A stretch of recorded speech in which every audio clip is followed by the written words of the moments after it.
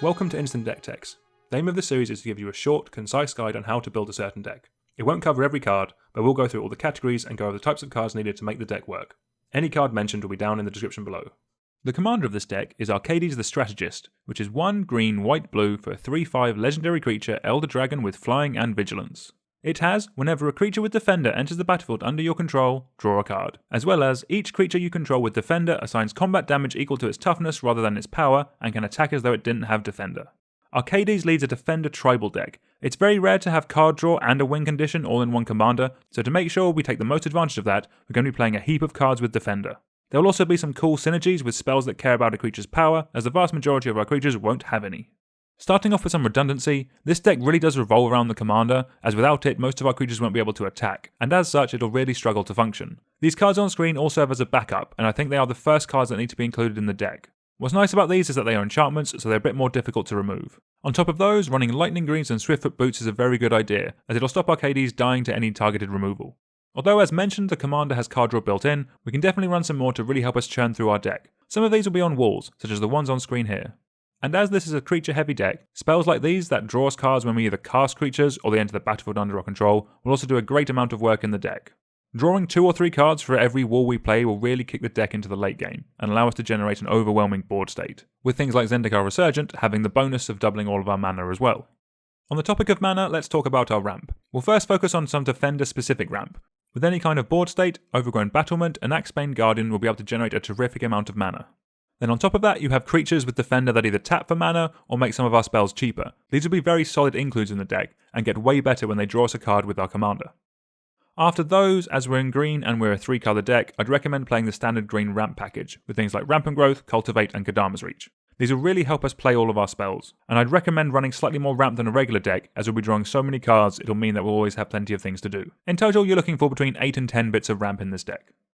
Moving over to interaction, because all of our walls have a very low power, if any at all, we can play spells that destroy creatures that have over a certain power. It's a very cool interaction in this deck, and should mean we're able to keep our opponent's boards clear while we keep our own strong.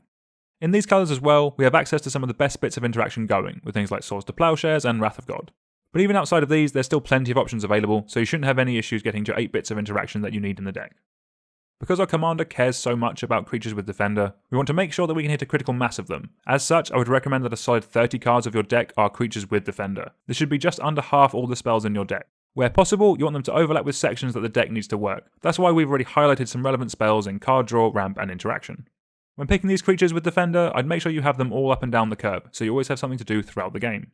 I've put on screen the best walls going, but this section is where you can really make it your own. I would look for interesting effects on your creatures, and then things like flying and trample.